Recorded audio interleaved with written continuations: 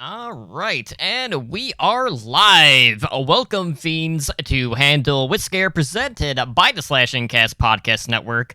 Our show discusses horror movies and the phobias they emphasize. With me tonight, as always, are my co-hosts Holly Hooch and John.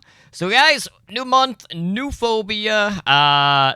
Probably maybe not the best fitting one, but I figured this is a good bridging point because we just finished a bug phobia. Right. We have a angsty teenager who is sneaking out of her house to collect bugs in this dystopian future. And we're dealing with a lot of surgery and drug addiction, very reminiscent of what we saw out of Bug. So I felt like, we had a little bit of column A, a little bit of column B, so I'm like, what the hell? We could totally make this work for what we're starting tonight here. If you want to shoot. So we're not in the same room this week, John and I. Although I'm calling in all the way from Ohio, Mm-hmm. so I'm excited to go back to this more difficult format. And I was going to say though, there was also a circus. Mm-hmm. So Yeah. we kind of had the circus and bugs. It's all linking together. And I was And gonna Paul say- Sorvino. Oh my God, Paul Sorvino. I was gonna say, T, if you want to shoehorn in your favorite movie, even though it doesn't fit in with the phobia, that's totally fine with me. I did it with Santa Sangre. I think it's cool. It's just a culmination of all of the parts, and it makes for an interesting movie because it's not one that I know a lot of people that have seen, even though it has kind of grown like a cult following, Right. similar to what we saw with Rocky Horror, which is also horror/musical. But we'll get into our movie here in just a bit. So just a couple of reminders: every Thursday on Stream Lounge, we've been doing watch parties. I had to push back the start time because of my podcast schedule kind of shifted on Thursday. So the movie nights are going to be starting a little bit later at 9:15 p.m. Pacific time, and we're doing more Shudder selects. So tomorrow we'll be watching A Girl Walks Home Alone at Night, which is a great movie. And then I can't wait for next week because I know Shudder has The Sadness debuting here later in the week, which is one that I've been looking forward to. That's been causing quite the stir on the festival scene with the amount of sheer gore in it. So I'm looking forward to that. Cool, exciting. My father-in-law won't stop talking about a movie called The Black Phone, so I gotta go check that out. Have you guys seen previews for that yet? It's not out yet. Is it a horror movie? It's the Ethan Hawke one. Oh, okay. I didn't know anything about it either. He just brought it up at dinner tonight. Yeah, it comes out late in June, I believe, if I'm not mistaken. Sounds good. But yeah, it's definitely Well, one that's exciting. I have my eye on, but that's a little bit further down the pipeline. Tonight we are here to kick off our phobia of fear of age. And we're kicking things off with Repo, the Genetic Opera. That's right, we're talking rock opera tonight on a podcast. Probably not one you guys would expect we'd be covering, but there are plenty of horror elements. So we're going from the absurdity of mutated wasps killing to their heart's content in a literal B movie with the return of trioxin. And tonight we find ourselves in a world of drug addiction and legalized murder. Exciting times, right? Like here we are in it's like 2046 or something. And it's a pretty interesting movie with just the way that things are laid out and the storytelling being done, kind of with the the comic book cells, kind of reminiscent of what we would get out of Creepshow. But with Repo, as I mentioned last week, what was really interesting about this was the way that this movie was kind of brought around because you had Darren Bousman, who had a really hard time, actually getting this movie made when he was bringing it to the studio. They didn't really want to fund it, despite the fact that the early Saw movies made quite a bit of money with not a lot of budget. So you would think, okay, this is it's an easy, cash grab in this case, because it's, cheaper horror movies, they make good money. Come to find out, he's got this idea of this really weird movie, but it's a hard sell to the studios. Yeah, because it's a rock opera. I mean, I don't know where the mystery is there. Yeah. Yeah, so what does he do? He creates this 10-minute short film after realizing that talking about it just isn't enough, regardless of what sort of excitement level he was at, because it is a weird project. And, this film would basically premiere at Fantastic Fest, and then they kind of did a traveling tour where they hit 7 different cities to premiere the film for the fans out there, and they would do lengthy Q&As during this tour. But I want to actually talk about the cast of this movie, because this movie does a pretty interesting thing in regards to the casting, where most of the people are musicians in this movie. And they are musically trained to varying degrees, which I thought was a really smart approach to do this. It wasn't just outright, hey, I want an actor who can sing. You do have classically trained opera singers in this rock opera. No, I was actually really impressed with the casting. I thought the casting was really well done, and that includes the Paris Hilton insert there. I mean, I think considering given the time this movie was out, it was a good, easy way to get attention. And it was a good, easy way to get some money. And I don't fault them for doing that at all. And also the way they cast her into the role of a spoiled brat. I mean, not to put down Paris Hilton too much, because that's old hat. But it's within her wheelhouse. So I was really happy with the casting. And maybe we can talk about Anthony Stewart Head later, or now. What are we thinking? I mean, we'll go through the full cast here in just a minute. Okay, I'm just so excited. Giles. Yeah, so looking at the cast here, you have Alexa Vega as Shiloh, who is the angsty teenager who has been confined to her room due to the supposed blood disorder that she inherited from her mother, who is deceased in this case, who is the main protagonist of this film, and kind of is put into this trap situation where it's set up into play, where you have the Repo Man, who is also her father in this case, and you have Roddy Largo, who is the CEO of Genco, which we'll describe here in just a minute, but he's trying to pass off this company because he is dying to Shiloh, but all she has to do is basically hey, deal with this problem, kill your father, and then the company is all yours. All she has to do. Doesn't really come to that, though. And also, well, Alexa Vega from the Spy Kids movies, and didn't she do another one with Rodriguez as well? What was she in one of the Grindhouse movies? No, she wasn't in the. Maybe it's a background character, but not as a main. Maybe. But but that was as I was seeing her, I was like, wow, she looks really familiar. And then lo and behold, she is from Spy Kids, and she's got some fame there. I mean, also you mentioned the opera singer that is cast in this movie as well, who does an amazing job. And then you got Paul Sorvino. And so now can we talk about Sir Anthony Stewart Head? I know he's not knighted, but here's hoping. So of course, the Watcher from Buffy the Vampire Slayer, which was the decade before. This was what, in 2008. Buffy came out in 96, I believe. So he was always a really wonderful actor. And I remember that they did a reunion where they it was a tribute to Rocky Horror Picture Show, and he of course dressed up as Dr. Frankfurter, and he did a really good job singing. And I've seen images of him online where I think either this was released, the tribute was recorded and released, or maybe he just did his own goddamn thing, but he's really, really good. And I'd never seen him actually perform as a singer before. So to see this movie and see him be so front and center, and incidentally, he did a really good job, all right? He did a really great acting job. He did a really, really great singing job. I loved him so hard in this movie.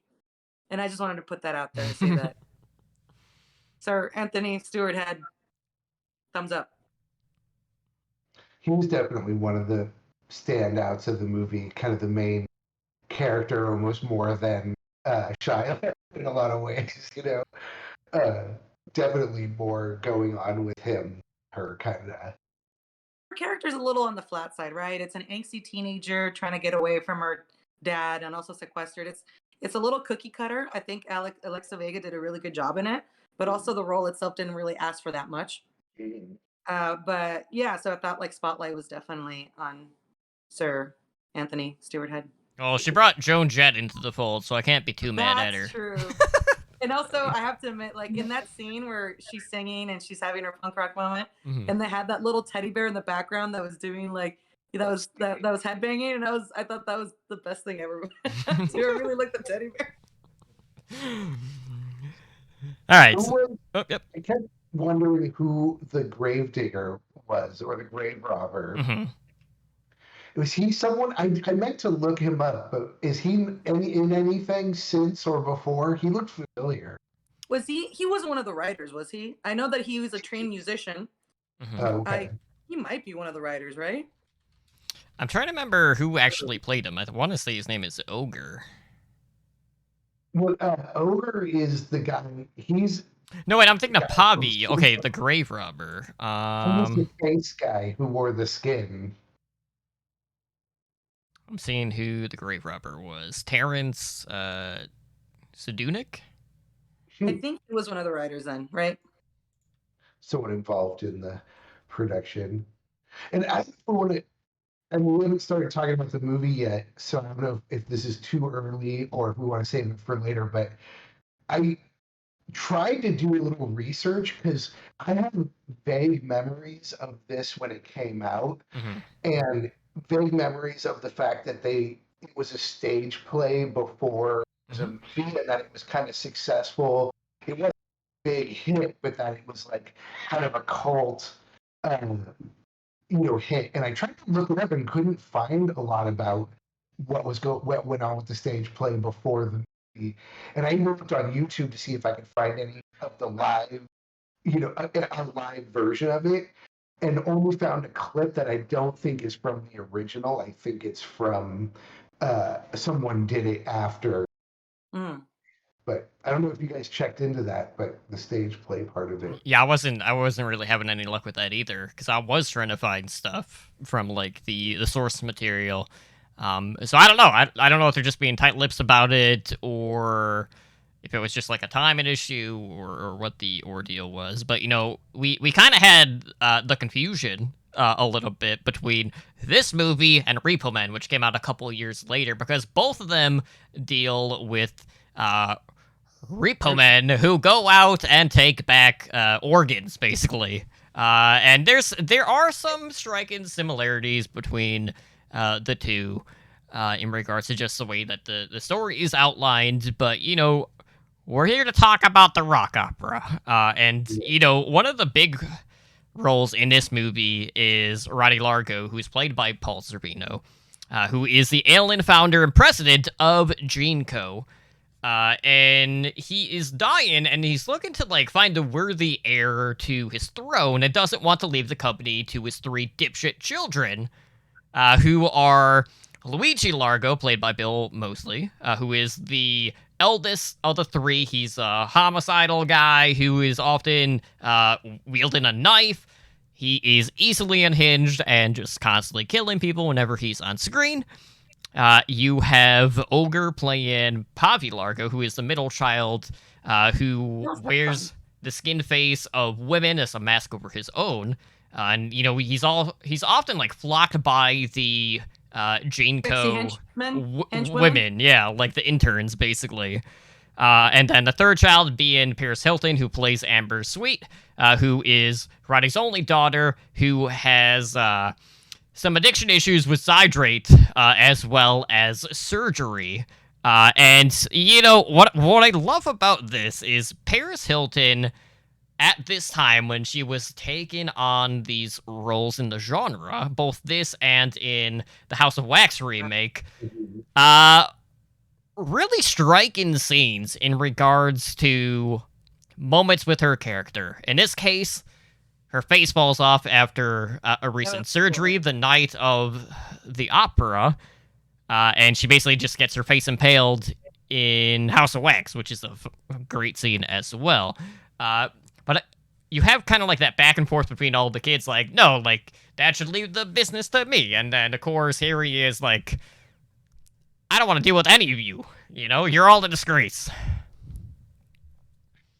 So Bill Moseley, who played one of my favorite horror characters, Platehead, Texas. What's that, John? You cut out. Oh, sorry. I was just saying, I also wanted to point out that Bill Moseley played my favorite horror movie character, Platehead from Texas Chainsaw Massacre Part 2. Mm-hmm. And he's great. Big fan of him. And yeah, no, the kids, they do their scene where they are all kind of competing with each other. And the skin faced guy, who very much looks like a cartoon character, showed him in the animation beginning of the and Mhm. throughout the movie, and he pretty much looks exactly like the animated version of his, or the comic version of his character. Yeah, it's great, definitely. No, I thought those were a lot of fun. I didn't really. I think the sexy henchwomen kind of took me out of it a little bit because you mentioned, John, that like the movie can just because of the style that it uses can it very easily dates itself, right? And but it is enjoyable, particularly now when you can look back to the early 2000s and see the aesthetic and really kind of appreciate it for what they were going for. But I feel like, you know, the sexy henchwomen have kind of fallen out of favor a little bit in, in current cinema. But it was still kind of fun, as you know, a little bit. But it did take me out a bit out of that. But outside of that, I really I really enjoyed the movie. I thought it was a lot of fun. It was pretty obvious that they had all raided Paris's wardrobe. Definitely. Yeah, Paris. The funny thing about Paris at that time was she had the Reed show Hmm. famous for, and she wanted to branch out, and so she did House of Wax and this movie. And I think she kind of shot herself in the foot with her reality show because disliked in terms of her character on that show, that Hmm. I think when she finally branched out and was like, and is like legitimately good. She's not great or amazing, but she's legitimately good at both of those roles. It kind of didn't matter, and people were just kind of blew it off. That's You true. know, It's just the fad to put her down because she the personality or the persona that she puts out there, which is very likely her personality, is just a little bit obnoxious and like, you know, just yeah, enviable rich girl that doesn't care about shit other than herself kind of persona. But on let's be completely real. I think probably most people that are super famous are have the same shit going on, right? They're just better about hiding it. But not me, guys. If I get to be rich, I'll always be nice. So I have to bring up and ask right at the beginning because it relates to the beginning of the movie Okay. and the general story. Something that I would, because I've seen this movie a little bit before, years ago, but I don't think I finished it, and then I finished it this time. Um, I was a little confused because the Repo Man, the dad, which you know is sort of a reveal. We know it at the relatively soon in the movie, but the other characters don't. So in the introduction part, they talk about how repoing organs becomes legal, and it becomes something that they do, you know, in this corporation. But the thing I was a little confused about is that him as the Repo Man, he was sort of operating underground, and they really seeming to be happy with what he was doing. And he was obviously operating, but it felt like what he was doing was sort of looked at as illegal or bad. and he was sort of operating underground. He Where probably didn't want people to know his identity in case they went after him for being a repo man, because it is kind of a nasty job. I mean, I'm sure we can think of other jobs that are perfectly legal that people hide their identity to perform. yeah, true. I don't know. Yeah, well, it seemed I mean, like he was like the only repo man really that we were seeing. well, he kept saying, "I'm not taking this job. Give it to somebody else." I assumed there were other repo men, but maybe there weren't that many. Mm, Although, if this is a big ass company, they're gonna need more than one, right? Yeah. Well, regardless, he probably had the biggest debt out of, or maybe the only debt in regards to the repo men that were on the staff. Good point. yeah. The human resources background of all the repo men, that's something we should definitely get into. Yeah. Since we have no details on that front. But anyways, we are in the year 2056 amid an epidemic of organ failures. And here comes GeneCo at the forefront as a megacorporation providing the people with organ transplants through payment plans. So don't worry if you can't afford it. You just basically have to sign your life away if you don't make a payment, leading to some fatal consequences where the clients are hunted down by said repo men. So, as I mentioned, there's a decent amount of backstory explained through the comic book panels, and one of the cool things about this movie is you do get background for most of the major players in this movie at various times, and there are points where everything kind of like intertwines once we get to the genetic opera later on in the movie.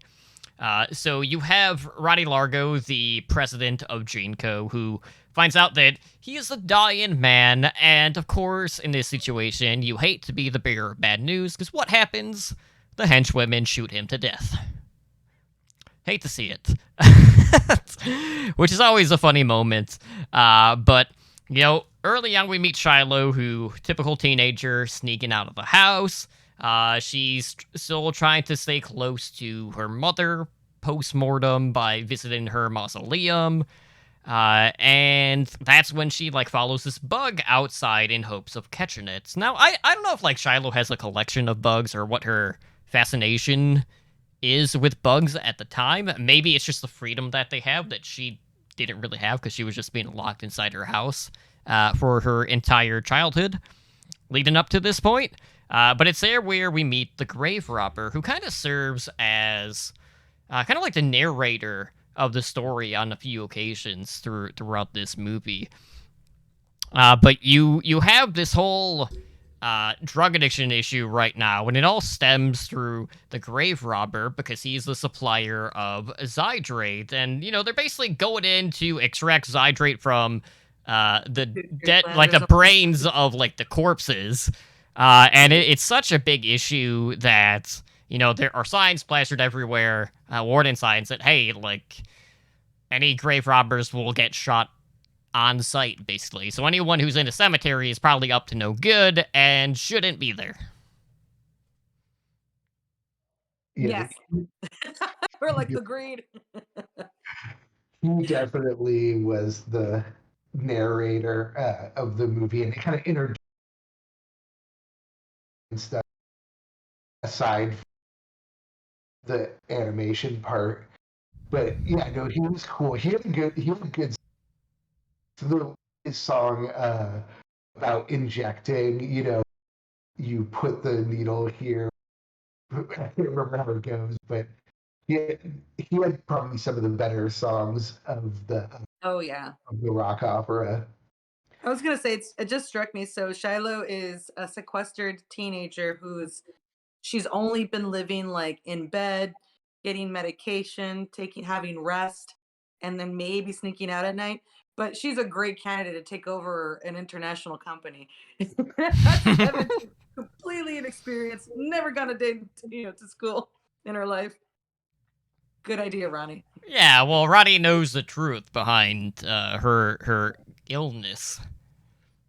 Doesn't change the fact that she hasn't done shit in 17 years. That is factually accurate. She has not done anything except being stuck in her castle. Well, I think it's just that. So she's obviously better choice than any of his actual kids. And also, I think he likes her. He's really into her because she's the daughter of The woman the, that he and he was in love with her. So he's like, "You're like my, sort of adopted daughter or whatever, right. sort of goddaughter." Also has that weird thing where he gives her the mother's dress, which just ends up being a black miniskirt dress with no strap, strapless satin miniskirt dress. Which I know she had like a bunch of like veils at first, and then she took some stuff off, but you never got to see the dress. And all I can think about really was like, is that her mom's dress, the tube top dress? Is that the really valuable dress that had to be passed down? Yeah, she definitely had some of those baby doll dresses that were popular back at that Oh time. yeah, for Like sure. Hulk bands like Hole and stuff like that. Yeah, that was cool. The style, it was definitely nostalgic.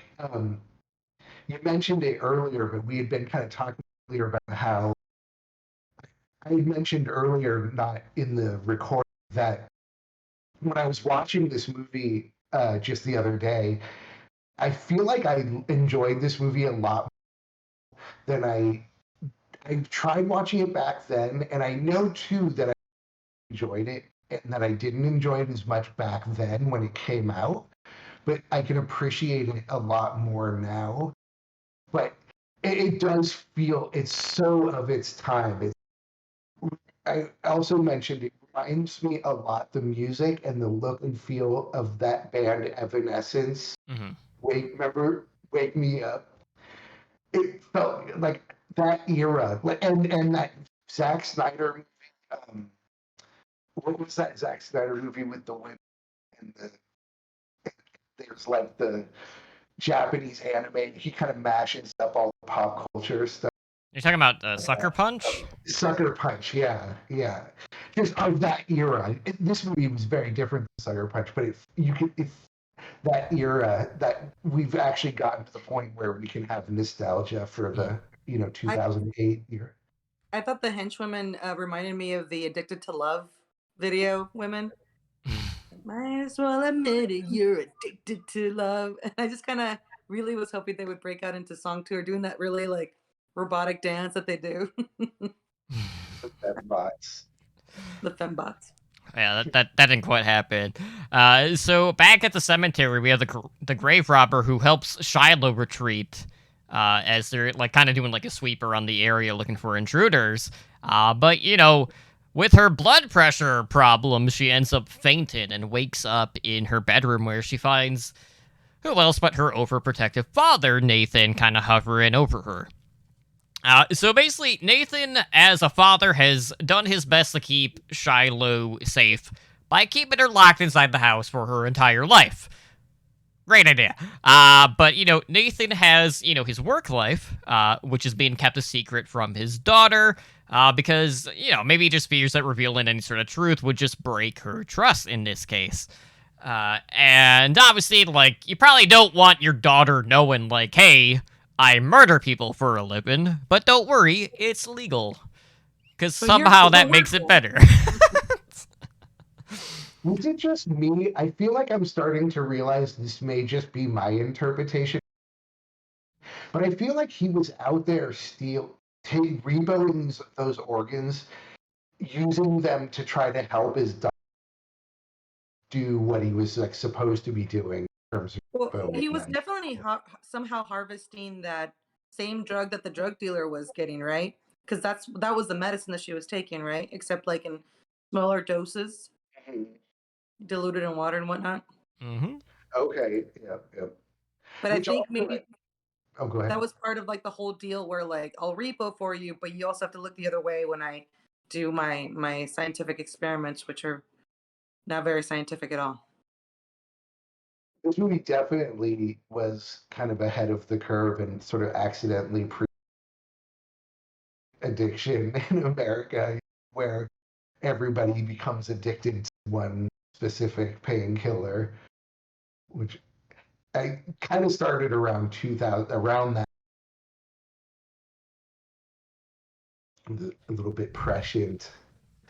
And I gotta say too, just throw out there real quick, rock operas. I'm a huge fan of rock operas, so I do appreciate this. I'm sure you guys have probably watched like Phantom of Paradise. Mm-hmm. Having a chance to see that great movie.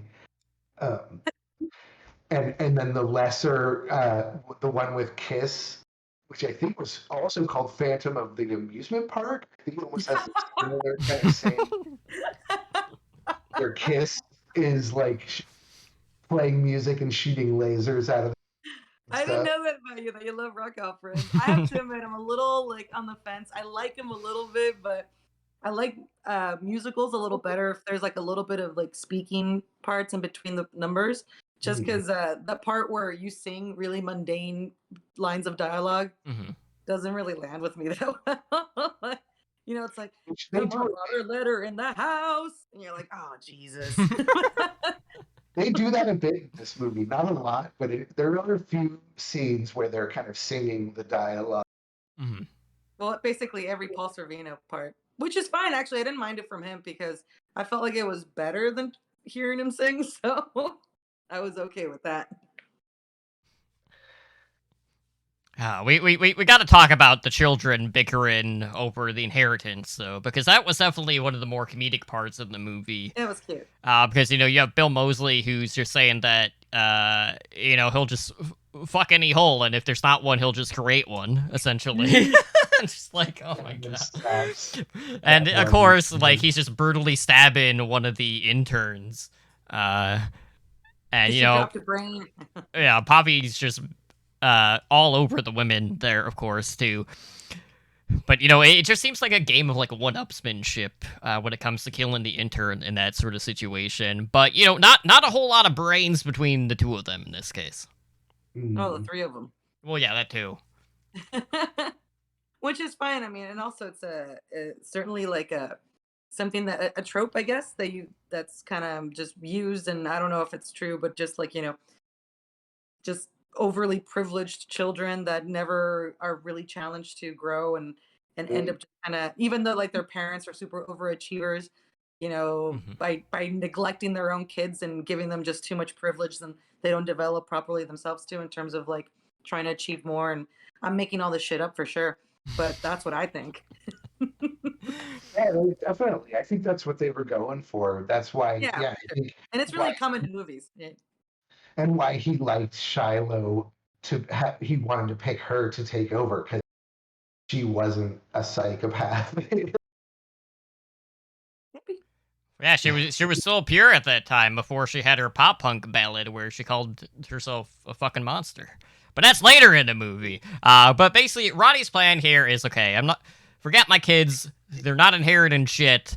I'm going to give everything to Shiloh, and the easiest way for me to get her where I need her is to invite her to the genetic opera that Shinko is hosting. And that's where Shiloh gets to meet a blind Meg, who, all this time had believed that Shiloh had died at birth, and Meg was good friends with Marnie, who is Shiloh's mother. And, we had this really funny interaction when, like, Shiloh's out of the house, Nathan is out doing Repo Man stuff, and he's, like, butchering this guy who's strung upside down, taking out, like, I think it was the spinal cord in this scene. And he's just calling his daughter, like, hey, have you taken, your medication? Your medicine. Yeah, and this whole time, like, he's butchering this one guy. There's all this, ambiance noise in the background at this Devil's Carnival, in this case. I'll mention that later in the movie, because that does kind of, like, spin off into, like, its own thing, which is somewhat connected to this movie, but it's also a spin-off just in general. But, that's back and forth, and both of them are trying to keep what they're doing a secret from the other, and they're both trying to get back home as quickly as possible, because, like, her dad thinks that she's there, and she doesn't know where he is, so they're both trying to rush their job, get back, and not know what the other person was doing, or just not, like, expose their hand, basically, in this case, which I thought was funny. And sure enough, Shiloh is able to escape the henchwoman guards of Roddy, thanks to the grave robber who comes into play yet again. So, I thought it was interesting with the grave robber. He always seems to be at the right location at the right time, but he is a central part of a lot of the problems in the world in this movie. Mhm. Definitely. Well, so if I'm understanding right too, Jinko created a painkiller that was very popular, but the Grave Robber created sort of a cheaper alternative that he creates from the box. And so he's sort of able to undercut Jinko's prices Hmm. and get everyone. Even the daughter of what I'm forgetting Paul Sorvino's character's name, but even Paris's character takes the grave robber's drug instead, which you And would she's think she would have access to. and so she's I mean her dad's being pretty tight with that stuff because she's got that surgery addiction, Mm, which is pretty gruesome too, actually. I enjoyed that. But so she's taking the drug so that she doesn't feel the pain as much, or Yeah. right? Because then she's like, "Oh, now I can't feel anything. Let's do another operation," which is a botched face operation, which I thought was pretty cool. And then her dad gets her a new face, but then it wasn't put on properly. And also when the grave robber and Shiloh are kind of running around to end up in that giant room. Full of bodies, And yeah. yeah, and he's Jackpot. really happy. He doesn't. It's funny. He doesn't say anything, but you can just see from his reaction that he's excited. He just found the mother load of the drug. Hmm. But yeah, no, he's great character for sure. Yeah, I think it was a honeypot for him. yeah, exactly. Um, but again, yeah, no, the kind of the theme of the plastic taking painkiller to deal with the surgery, very timely, very ahead of its time. So we can talk a little bit about Blind Mag. What's the opera singer's name? Oh, She was like great. the actual actress who plays Right, Blind Mag. right. I have that She was pretty posted fantastic, and she earlier. is a straight up opera singer, Yeah, it not is just Sarah Brightman. right. So I don't know if I should have looked her up. I'm guessing she's been in a ton of musicals, like film stuff rather than just stage. Am I right about that? I know she's classically trained. I don't know like what her pedigree is though.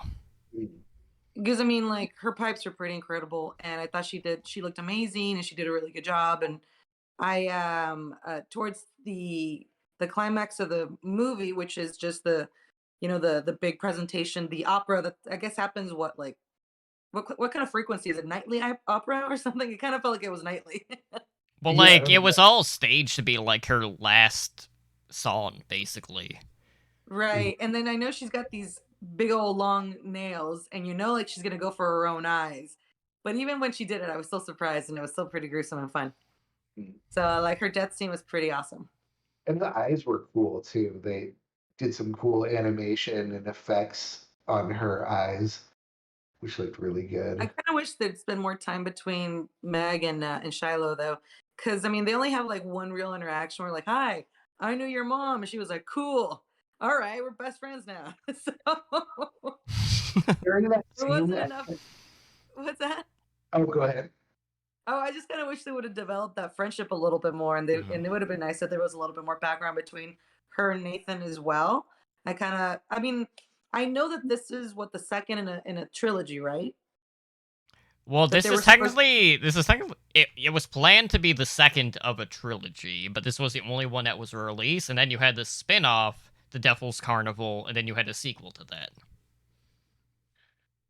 Okay, so I mean, I'm guessing that they felt like they had to squeeze on all this background, all the information in, and maybe cut some stuff out.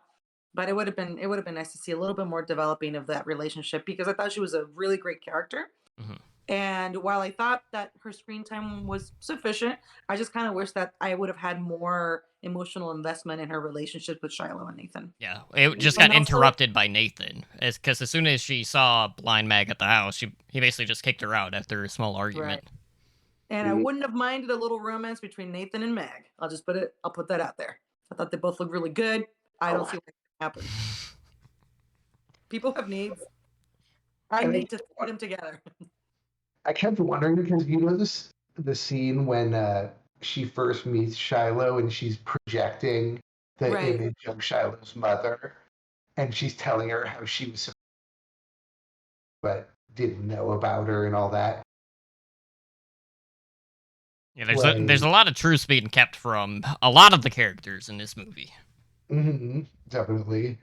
But I kept wondering too, as a technical thing, because in the live play, I was like, I wonder if they did some cool projection thing where they were doing Yeah, I'm not sure. was projecting, in the actual stage. But I figured they must have been doing something because they made some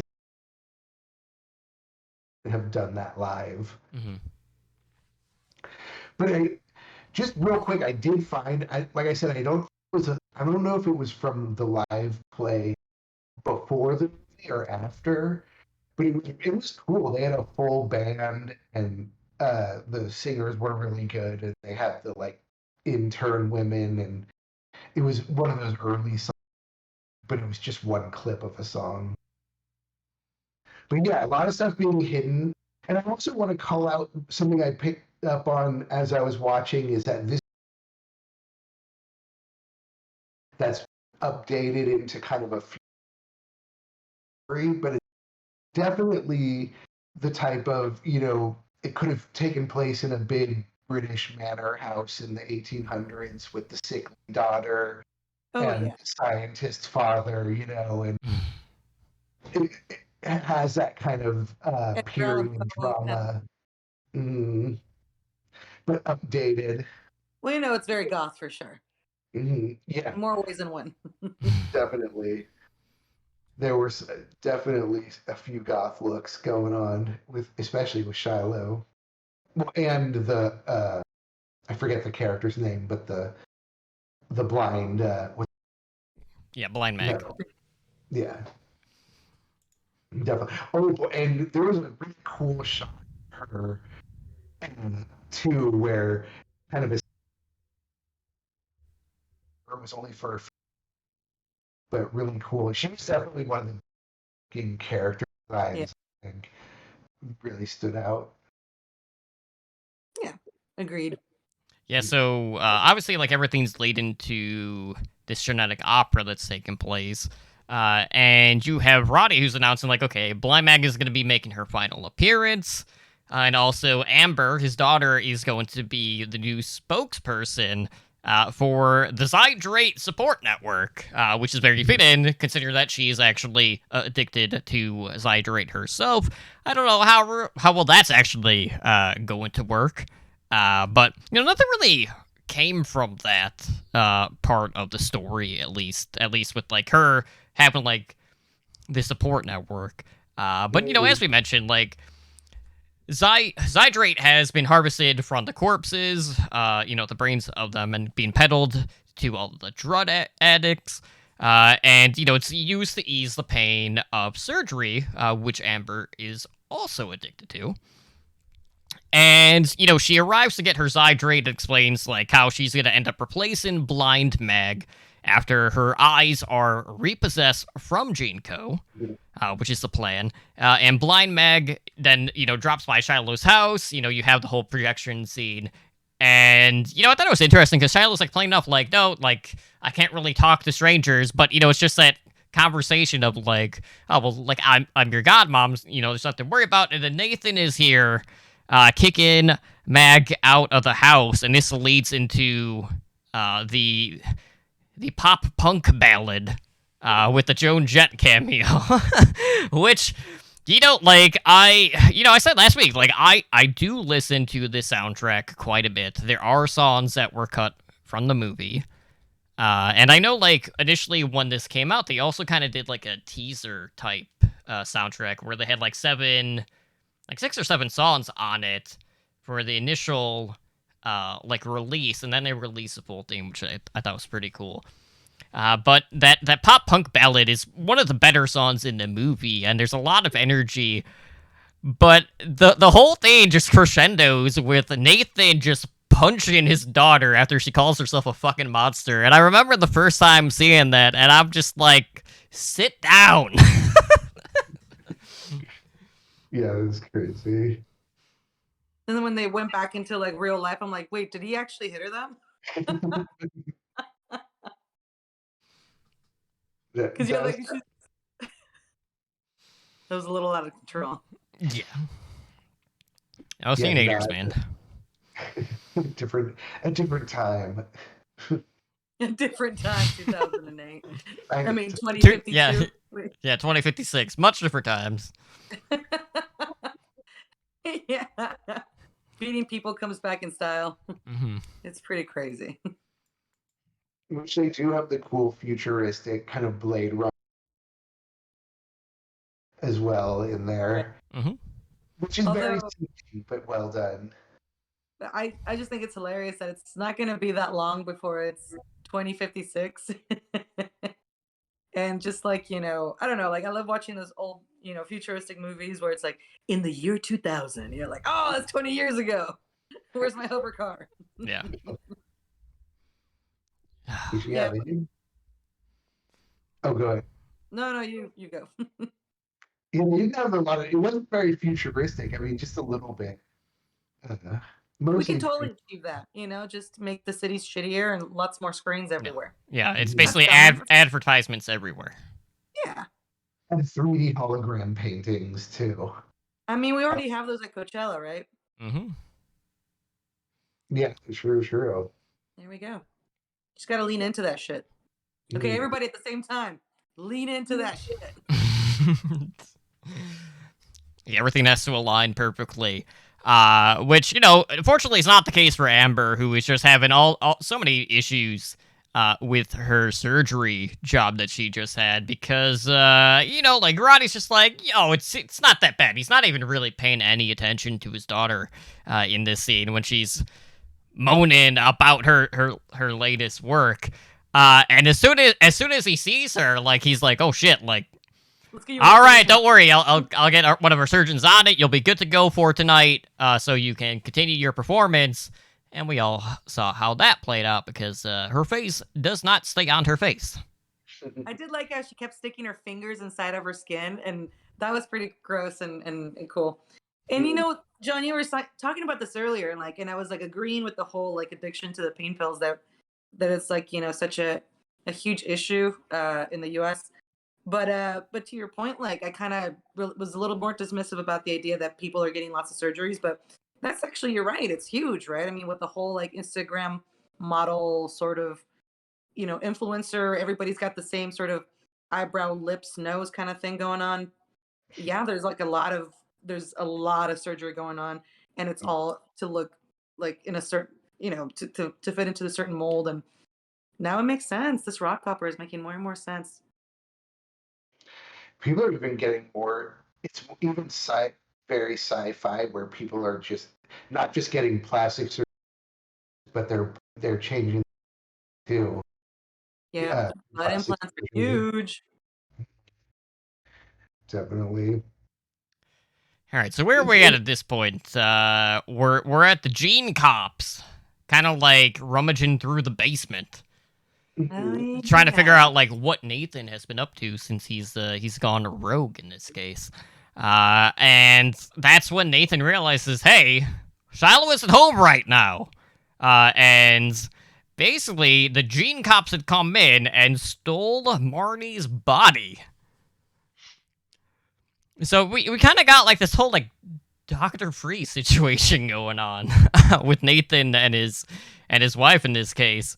And we kind of like set the stage for like this oncoming bloodbath at the opera from the grave robber here.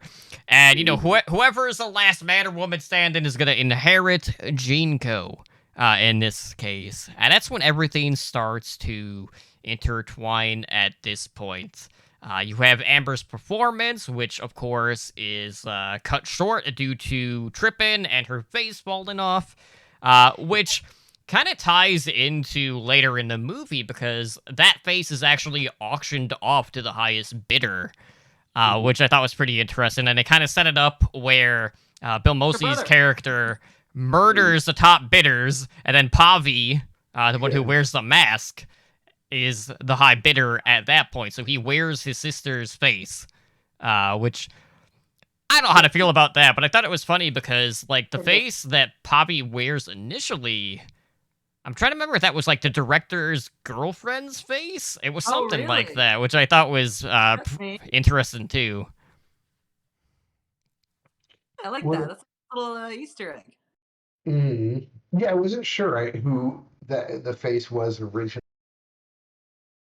But they do show him without the skin on. He's kind of underneath. Did they ever explain that? Why? I don't think they ever did. It's interesting because she did too. Paris did as well. I think there was a little bit of some online explanation about how supposedly the clamps that they used to adhere the faces to his do damage to his own face. Although that wouldn't explain why this part is so bad. Just explains why this part is so bad. So that was a little part of it. Like, oh, the clamps are really fucking up his skin as well. And it sounds like ouchies. Interesting that this was the supposed to be the second one that there would have been, like a prequel sort of story, which makes sense. I mean, you could do that because it does kind of, where we just kind of start up in a world. I know it made me wonder. I don't know if they ever book or any like sort of supplemental extra story stuff. That beginning animation on Yeah, it would have aided really well into some different formats. So getting back to the opera, we have Blind Mag's final song, which closes with her gouging out her own mechanical eyes, which is Jinko property, stating that she would rather be blind than basically be Jinko's property at this case. And of course, in this moment, her cords that were suspended her in the air snap, but, they're actually cut in this case. And she is impaled on the metal rods of the fence that was part of, the stage design. So Mag's just there, back arched, impaled, dying on the stage, and of course, the audience at this point is just horrified at what they're seeing, but Roddy assures them, like, hey, don't worry, like, this is all just part of the act, because what else are you to say at that point? Oh, show's over. Nope, the show must go on. If there's one thing to know about show business, it goes on. It keeps going. Also timing. The funny thing is, when she gets impaled on that fence, when he comes and takes her down or takes her off stage, she just leave her up there and impaled on the fence for the rest of the scene. She's just back there hanging out. It's commitment. And very Greek tragedy, of course, ripping her eyes out. Right. My Greek mythology is Oedipus, I believe, pulls out his own eyes, if I remember. When he finds out he's been banging his mom.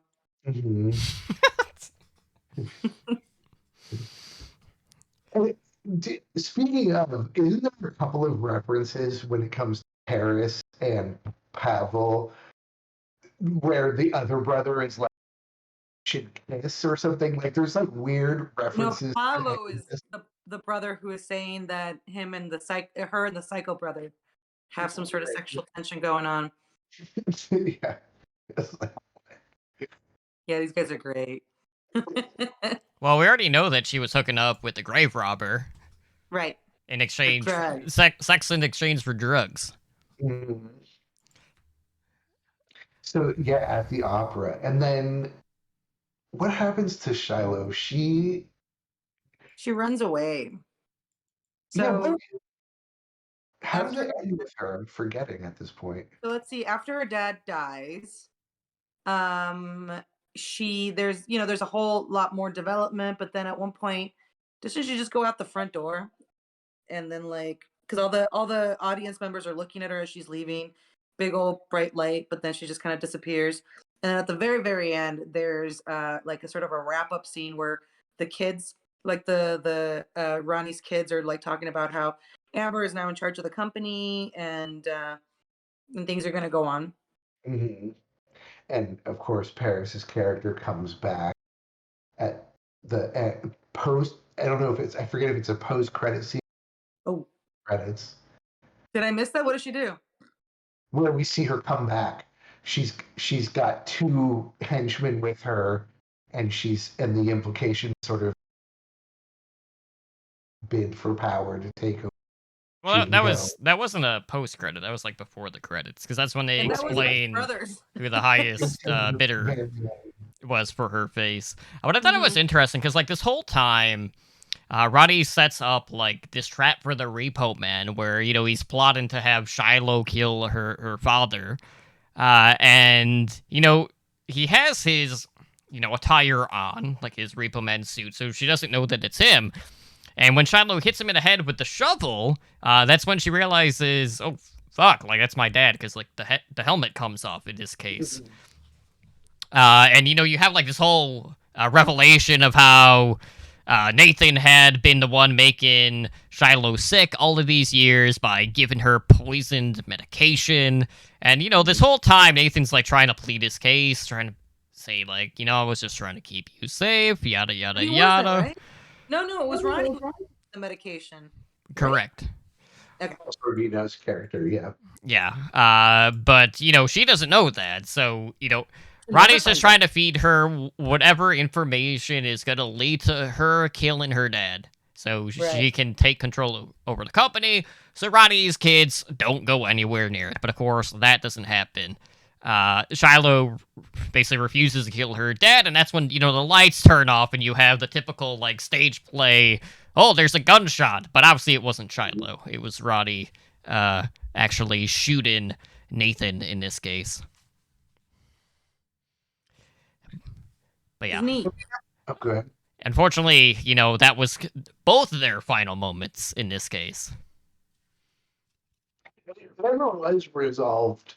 He never like cured Shiloh or improved her sickness. Mhm. Well, I guess the implication is just that since Paul Sorvino's character was kind of dead,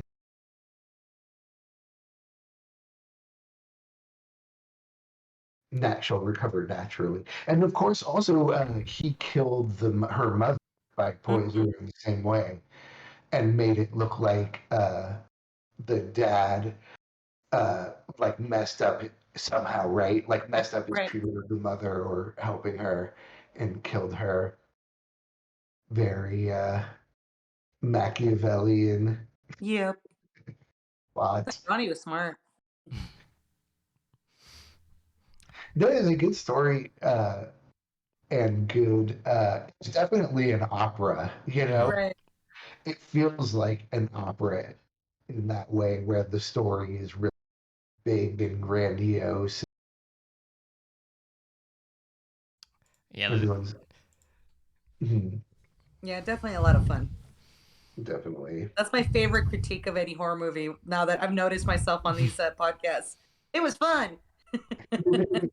I'm gonna try to use other words. As opposed to not fun, which there are a lot of Enjoyable, interesting, grotesque. These are all good adjectives for horror movies. Yeah, the music is good, definitely of its time, very much, and the look of the whole movie very much feels like an MTV video for that type of music. There were bands putting Definitely. out those songs with videos that looked like that back at that time. Slipknot. It's Mm-hmm. they're a little heavier, but I guess in some ways Maybe I'm getting that. Oh well. rock opera. There needs to be more rock opera. We don't have that right now, really. True. No one's really doing stuff like that. It paved the way. It's not the first uh, rock opera to be sort of extremely like uh, pop music. You know, there were definitely. I'm trying to remember because I looked. There was one that did a similar thing, but it definitely was ahead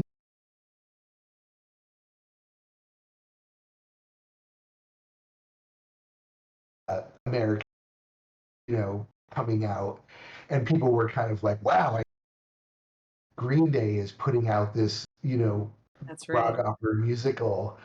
But I feel like this kind of helped pave the way for that kind of thing. Mhm. Yeah. You're It didn't welcome. have to be classic rock or classical music of the moment pop music. Well, it still looks like it's going to be a hard thing to sell either way to the studios. I mean, this movie was made for like 8.5 million. I'm trying to remember like what it actually made theatrically, but it didn't have like a big release, since it only did that limited run. I wonder if it at least broke even. It definitely had cult success at the time it Hmm. came hearing about it and how it was like, oh, you got to check out this movie. You got to hear this thing. It had a buzz around it, a bit, hugely successful.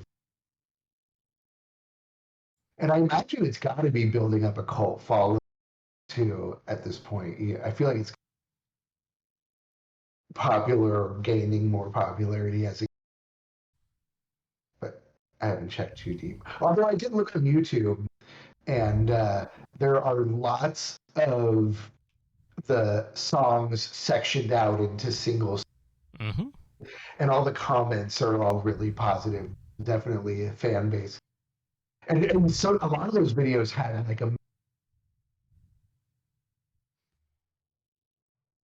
checking them out.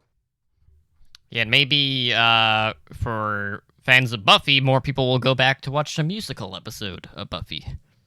Yeah.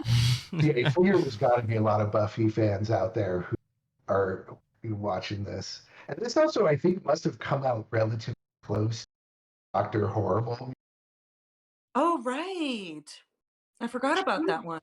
It was kind of reminding me of that. I think it was similar It has to. time ish.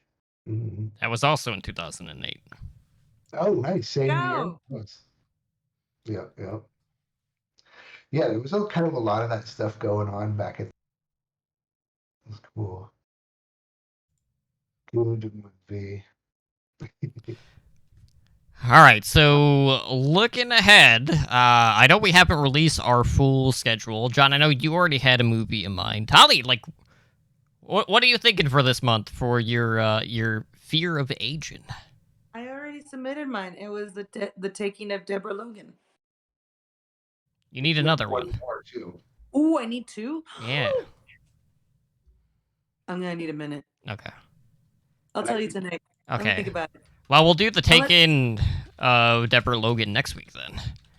so, is there like a one that you guys have think we should really do? What kind of opinions do you guys have? I mean, I picked The Man Who Could Cheat Death because I wanted to go for kind of an.